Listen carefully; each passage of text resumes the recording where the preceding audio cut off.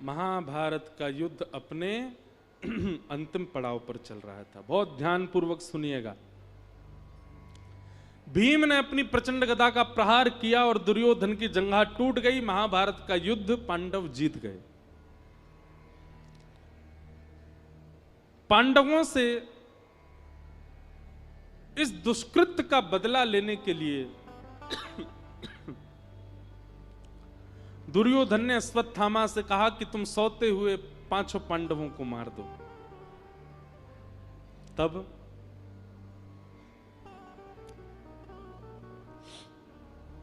अश्वत्थामा मारने तो गए थे 5 पांडवों को, पर भगवान पांडवों को लेकर के कहीं प्रस्थान कर गए, जिसके कारण द्रौपदी के 5 पुत्र मारे गए, पांडव बच गए। प्रातःकाल का समय हुआ, जब देखा कि 5 पुत्र मरे पड़े हैं, रोने लगी द्रौपदी। अर्जुन को जब यह बात पता चली, अर्जुन ने संकल्प ले लिया कि जिसने भी 5 बालकों को मारा उसको जीवित नहीं छोड़ूंगा। अश्वत्थामा को बंदी बना लिया, पकड़ लिया, द्रौपदी के सामने प्रस्तुत कर दिया।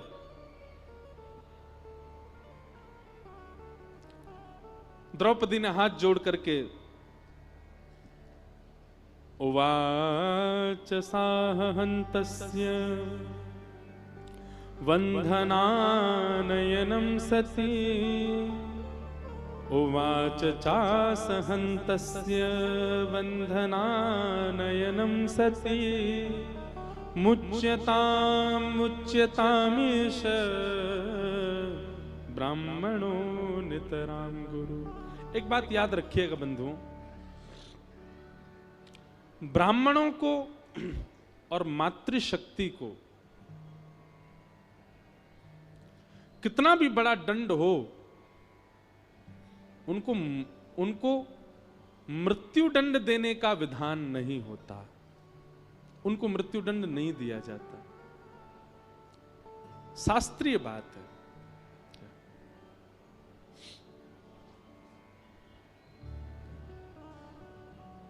बहुत सावधानी से सुनिएगा। कितना भी बड़ा अपराध हो, शास्त्र बात कहते हैं कि माताओं को और ब्राह्मणों को कोई भी दंड दिया जा सकता है, पर मृत्यु दंड नहीं। मृत्यु दंड नहीं मिलना चाहिए। एक बार मैं कहीं कथा कर रहा था तो मुझे किसी ने प्रश्न किया, महाराज जी एक बात बताओ, आप सब कथाकार इतना ब्राह्मणों का पक्ष क्यों लेते हो? सबसे ज्यादा जातिवाद तो आप लोग फैलाते हो। बताओ, ब्राह्मण कुछ भी करे उसको मारने का अधिकार ही नहीं है, ऐसे तो फिर सब गलत काम कर सकते हैं वो। देखो, शास्त्रों में 2 प्रकार की बातें हैं। एक प्रकार की बात तो यह है कि कई बार कर्म से व्यक्ति का स्वरूप स्वभाव जाना जाता है और उसको मृत्यु दंड आदि जो भी दंड देना हो वो दिया जाता है। और यही भगवान कह रहे हैं कि ब्रह्म बंधुर न हंतव्य, ब्राह्मणों को मारना नहीं चाहिए, चाहे कितना भी बड़ा दंड हो। स्वयं भगवान ने रावण मार दिया, रावण भी तो ब्राह्मण था। भगवान कह रहे हैं ब्रह्म बंधुर न हंतव्य, स्वयं हिरण्यकश्यप का वध कर दिया, ब्राह्मण था। भगवान कह रहे हैं ब्रह्म बंधुर न हंतव्य, महाभारत के युद्ध में कृपाचार्य का वध करवाया, ब्राह्मण था। काल, स्थिति, परिस्थिति और कर्म से कई बार व्यक्ति का स्वरूप पता चलता है। भगवान गीता में कहते हैं 4 वर्णाश्रमों के कर्म क्या हैं, तब वहां ब्राह्मण के 4 कर्म बताए गए। बहुत ध्यान से सुनिएगा, क्या कर्म है। सबसे पहला पढ़ना, अध्ययन का अधिकार ब्राह्मण को होना चाहिए, पढ़े। और दूसरा पढ़ाना। तीसरा दान देना और दान लेना। केवल लेने का अधिकार नहीं होता है। अभी ब्राह्मण किस में स्थित हो गए? केवल ज्ञान बांटने में और दान लेने में नहीं। ज्ञान बांटने का अधिकार बाद में, पहले ज्ञान स्वयं लीजिए, स्वयं अर्जित कीजिए, तब उसको दीजिए। और दान लेने का अधिकार बाद में है, पहले दान करिए। ब्राह्मण को भी दान करना चाहिए। और यजमान से ज्यादा ही करना चाहिए।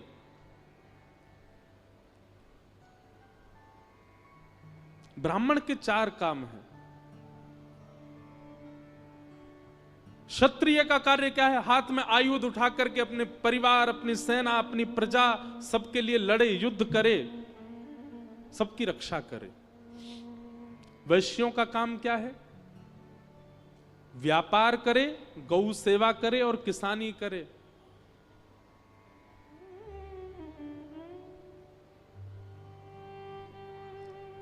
भगवान ने सबके कर्मों को बताया। और वहां ठाकुर जी कहते हैं कि यदि कोई वर्णाश्रमी अपने कर्म ना करके दूसरे वर्णाश्रम का कर्म करता है तो कहीं ना कहीं वो उसी वर्ण का ही माना जाएगा। भगवान कहते हैं रावण का कर्म था क्या? पढ़ना, पढ़ाना, दान देना, दान लेना, पर शस्त्र लेकर के मेरे सामने खड़ा है।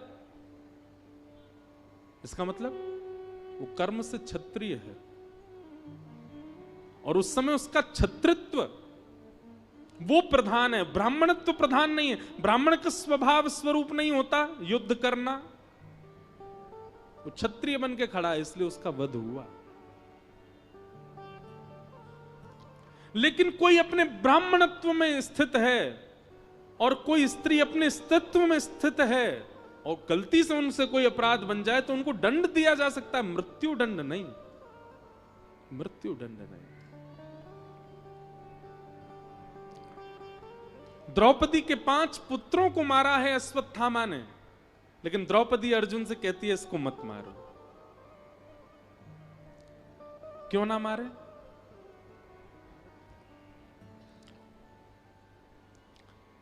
तब द्रौपदी ने यहां पर 5 बातें कही हैं, बहुत ध्यानपूर्वक सुनिएगा।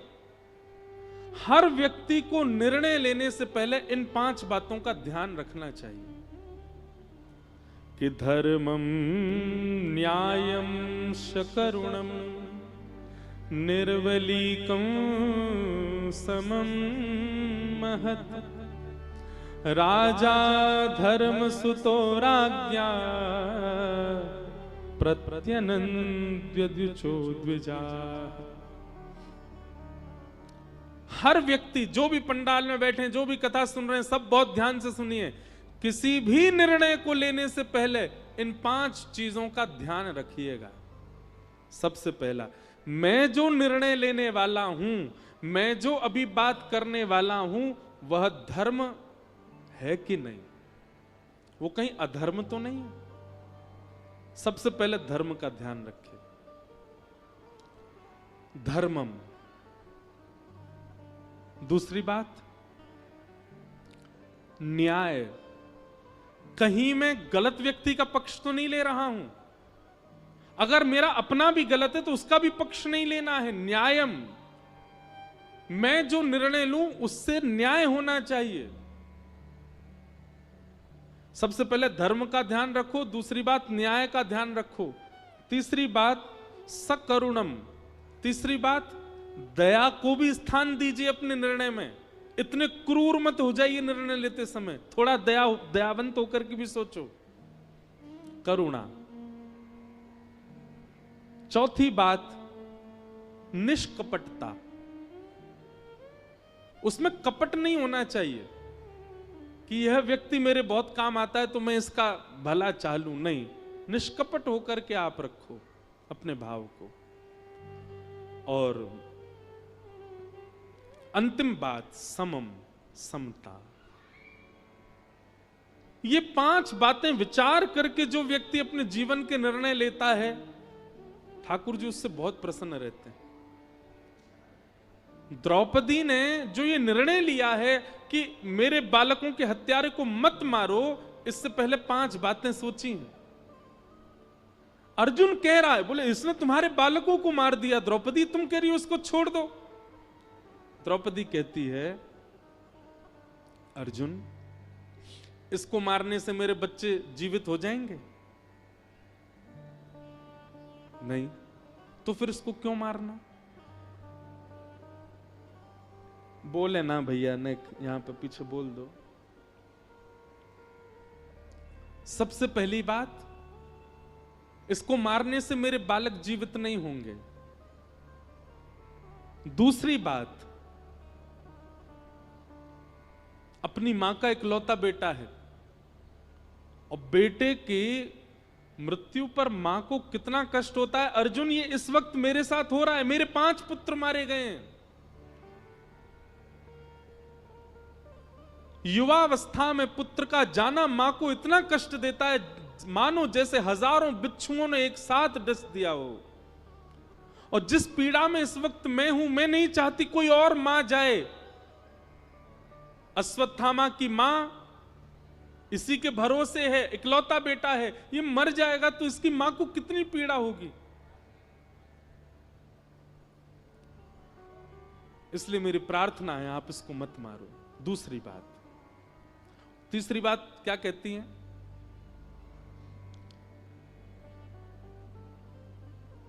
इनकी माता जी के पति को आपने पहले ही मार दिया रणभूमि में, तो इसका मतलब पति नहीं है, केवल पुत्र है। उस पुत्र को भी मार दोगे, वो कहां जाएगी? मेरे पुत्र नहीं है लेकिन मेरे पति तो हैं।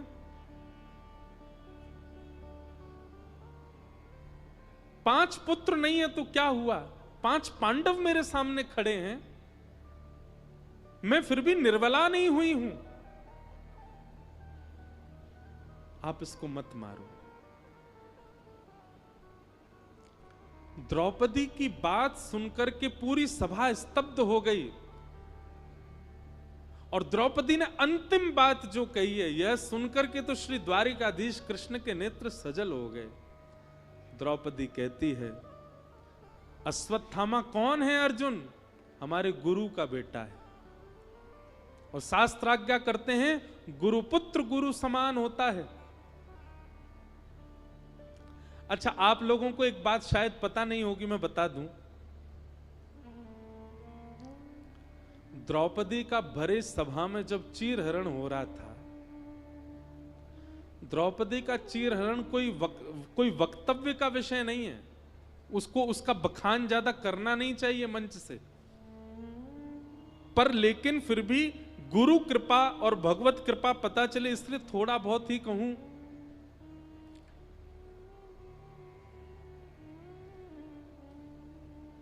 ऐसा दृश्य था द्रौपदी चीरहरण का कि जिसको कोई देख नहीं सकता।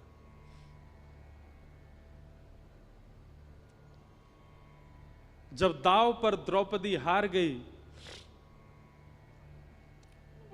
दुशासन ने केश पकड़े द्रौपदी के। अत्यंत पवित्रात्मा द्रौपदी, जिनका नाम पंच कन्याओं में शास्त्रों में बताया, रोज सुबह उठकर के यदि पंच कन्याओं को प्रणाम किया जाए, जिसमें एक द्रौपदी है, तो उसका दिन मंगल में होता है। ऐसी पवित्रा द्रौपदी, उसके केश पकड़ करके घसीट रहा है दुशासन भरे सभा में।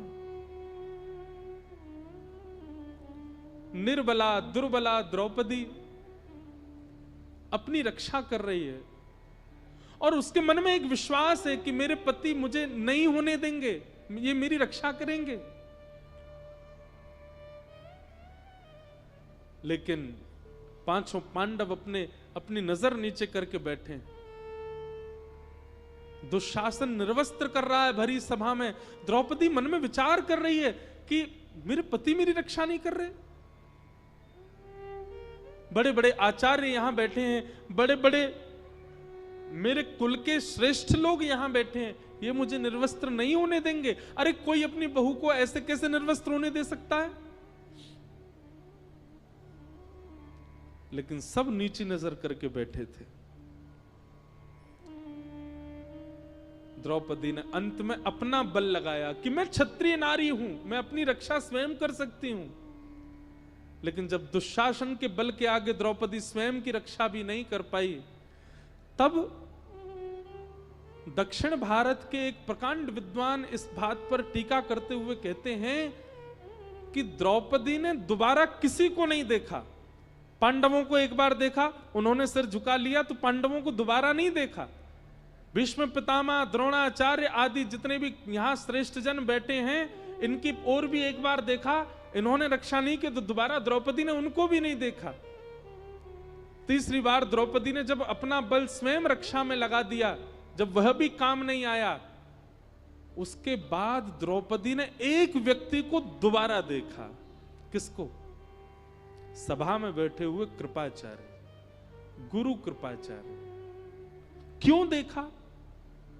द्रौपदी के मन में एक भावना उत्पन्न हुई, ये कौन है? ये गुरु हैं। गुरु की इतनी महिमा शास्त्रों में बताई है, गुरु का इतना भाव शास्त्रों में बताया गया। गुरु गोविंद दोनों खड़े काकेला, कबीरदास कह रहे हैं, बलिहारी गुरुदेव की जो मोह गोविंद दियो बताए। गुरु ब्रह्मा गुरु विष्णु गुरुदेवो महेश्वरा, गुरु साक्षात पर ब्रह्म तस्मै श्री गुरुवे नमः। गुरु के लिए अज्ञान तिमिरांधस्य ज्ञानांजन शलाकया चक्षुरुन्मीलितं येन तस्मै श्री गुरुवे नमः। हर जगह गुरु की इतनी महिमा बताई गई, लेकिन वह गुरु भी नजर नीचे करके बैठे थे। फिर भी द्रौपदी ने एक बार और गुरु की ओर देखा। क्या? एक तो आप हमारे गुरु हैं, दूसरे आप आचार्य हैं, और तीसरा आपका नाम ही है कृपा।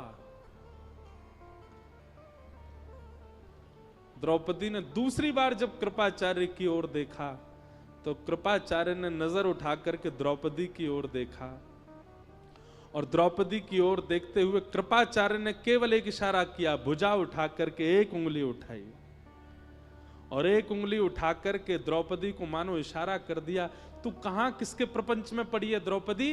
तू किसकी शरण में जा रही है? तू किनसे शरणागति मांग रही है? तू किनसे अपनी मदद करने की भीख कर रही है? तेरी रक्षा केवल एक कर सकते हैं, और वो एक इस ब्रह्मांड के नायक, इस ब्रह्मांड के जगत नियंता, जगदाधार, जगदीश्वर हैं। एक बार उनको पुकार। टीकाकार कहते हैं, अर्जुन 18 अध्याय में जो बात नहीं समझ पाया था, गुरु कृपाचार्य के एक इशारे से द्रौपदी ने वो बात समझ ली। क्या? सर्वधर्मान परित्यज्य माम एकम शरणम ब्रज, सबको छोड़ हरि को भज। तब अंतिम स्थिति में द्रौपदी भुजा उठा करके कहती है, हे कृष्ण द्वारिकावासी देव देव जगतपते, हे जगतपते, हे द्वारिकावासी श्री कृष्ण,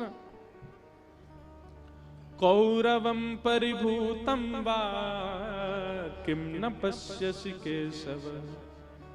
आपको दिखाई नहीं दे रहा है आपकी निर्बला दुर्बला बहन को ये कौरव सब निर्वस्त्र कर रहे हैं? आप चुपचाप कहां बैठे हैं नाथ?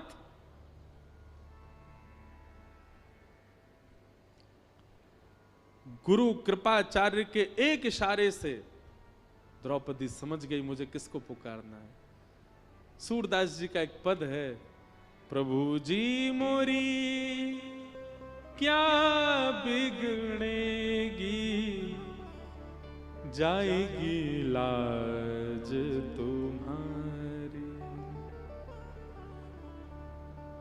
मोपति पांच पांच के तुम पति, सोपति काहे बिसारी।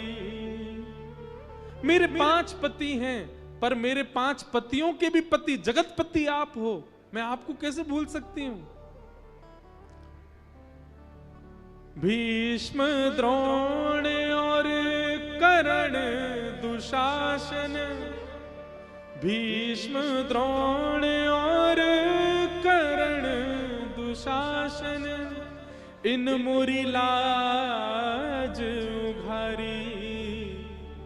प्रभु जी मोरी क्या बिगड़ेगी, जाएगी लाज तुम्हारी। और अंत में तो कह दिया, शूर शाम तुम पछताओगे, कब? जब मोहे देख उघारी। अरे कहीं आपने आने में विलंब कर दिया और कहे मैं कहीं उघारी अवस्था में हुई तो नाथ पछताओगे मुझे देख करके। फिर कहते हैं भगवान श्री कृष्ण रुक्मणी जी के साथ द्वारिका में चौसर खेल रहे थे जिस समय द्रौपदी पुकार रही थी। और चौसर खेलते खेलते ठाकुर जी अत्यंत क्रोध में भर करके खड़े हो गए। रुक्मणी जी ने चरण पकड़ लिए, नाथ क्या हुआ, आप इतने क्रोध में? भगवान ने दोनों मुट्ठियां बांध ली और कहने लगे, रुक्मणी जी आप प्रस्थान करो, वैकुंठ को प्रस्थान करो। क्यों? बोले क्योंकि अब यह पृथ्वी नष्ट होने वाली है, ब्रह्मांड नष्ट होने वाला है। मेरी अनन्य भक्ता द्रौपदी का चीरहरण किया जा रहा है। इस ब्रह्मांड को मैं नहीं रहने दूंगा जिस ब्रह्मांड में मेरे भक्त का चीरहरण किया जा रहा है। रुक्मणी जी ने समझाया, बोले नाथ इस ब्रह्मांड में अनेक भक्त रहते हैं, अनेक वैष्णव रहते हैं। एक भक्त के लिए आप पूरे ब्रह्मांड को नष्ट करेंगे, कितने भक्त मर जाएंगे। ऐसा मत करो नाथ। ठाकुर जी कहने लगे, तो फिर मैं हस्तिनापुर को नष्ट कर दूंगा। रुक्मणी जी कहने लगी, हस्तिनापुर में विदुर जी भी तो रहते हैं, हस्तिनापुर में 5 पांडव भी तो हैं, हस्तिनापुर में भीष्म पितामह भी तो हैं, यह भी तो आपके भक्त हैं।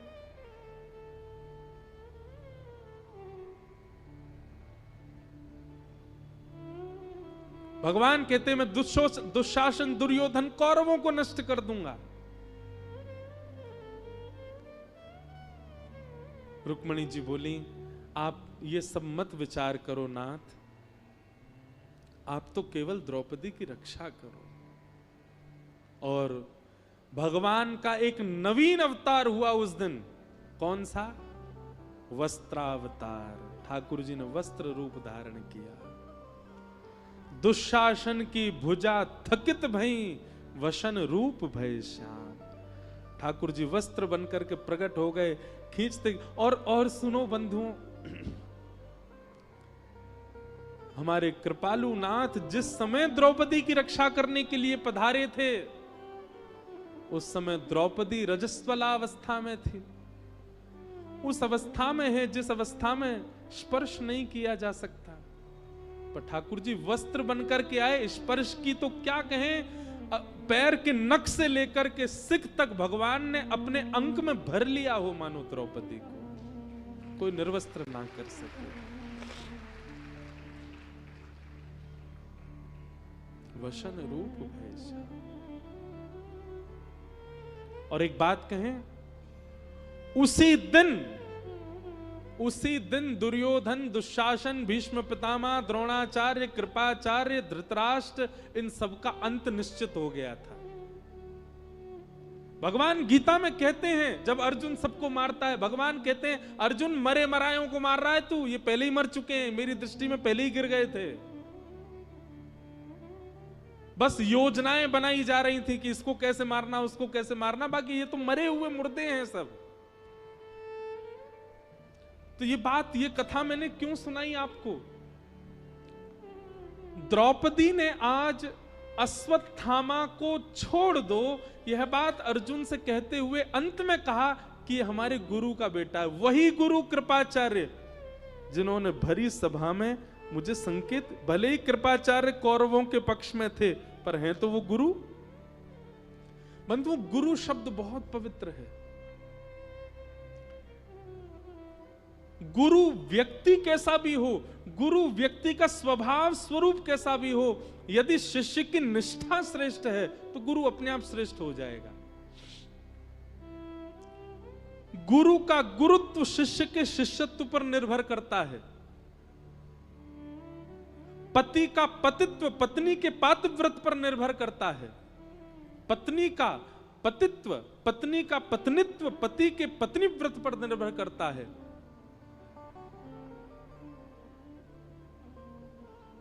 बच्चों के भविष्य माता पिता की सेवा पर निर्भर करते हैं। चाहे बच्चा कितने भी अच्छे काल में जन्मा हो, चाहे बच्चे का कितने भी अच्छे हॉस्पिटल में जन्म हुआ हो, चाहे वो बालक कितनी भी सुख सुविधाओं में रहा हो, लेकिन परवरिश माता पिता ने उचित नहीं की होगी तो बालक अच्छा बन ही नहीं पाएगा। ऐसे ही गुरु कितना भी श्रेष्ठ हो, शिष्य का शिष्यत्व यदि श्रेष्ठ नहीं है तो गुरु श्रेष्ठ नहीं हो सकता। कृपाचार्य भले ही कौरव पक्ष में थे, पर द्रौपदी ने उनको पुनः इसलिए देखा क्योंकि वो गुरु हैं। गुरु शब्द में कुछ तो बल होगा ना। और तभी गुरु कृपाचार्य ने उंगली करके दिखा दिया, द्रौपदी एक की शरण में जाओ, और वह एक केवल परमात्मा है। आज द्रौपदी अर्जुन से कह रही है, जिन गुरु की वजह से आज मैं अपनी लाज बचा पाई, उन गुरु का पुत्र, उन गुरु को तो महाभारत युद्ध में मार दिया तुम लोगों ने, लेकिन कम से कम उनके पुत्र को तो जीवित छोड़ दो। अरे मेरे ऊपर ही कृपा नहीं की कृपाचार्य जी ने, तुमको धनुष उठाना उन्होंने सिखाया, तुमको बाण चलाना उन्होंने सिखाया, तुमको युद्ध भूमि में खड़ा होना उन्होंने सिखाया। क्या हुआ अगर उन्होंने कौरवों का पक्ष लिया? तो थे तो वो हमारे गुरु।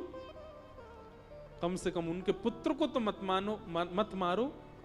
गुरु के बड़े एहसान है हमारे ऊपर, गुरु की बड़ी कृपा है हमारे ऊपर अर्जुन, उनके पुत्र को मत मारो। यह बात सुनते ही दूर खड़े द्वारिकाधीश के नेत्र सजल हो गए। और आज भगवान ने उपहार के रूप में द्रौपदी को कुछ देना चाहते हैं। कितनी दयालु है, कितनी करुणा है इसके चित्त में। भगवान सोच रहे हैं मैं क्या दे दूं द्रौपदी को। तभी भगवान ने अपना नाम दे दिया, निरीक्ष कृष्णापकृतं गुरु सुतं वाम स्वभावा कृपयान नाम च। भगवान का नाम है कृष्ण, और द्रौपदी को भगवान ने नाम दिया कृष्णा। ठाकुर जी ने नाम दिया कृष्णा। भगवान ने द्रौपदी को हृदय से लगा लिया, वो कह दिया सबको, बोले आज के बाद द्रौपदी को जो भी देखे कृष्णा कहकर के पुकारे। मैंने अपने नाम से संबोधित किया है। क्यों? मैं दया का देवता हूं, बहुत दिन से दया की देवी ढूंढ रहा था, आज मिल गई मुझको। ये दया की प्रत्यक्ष प्रतिमूर्ति है, इसलिए भगवान ने अपना नाम द्रौपदी को दिया। बोलो भक्त वत्सल भगवान की।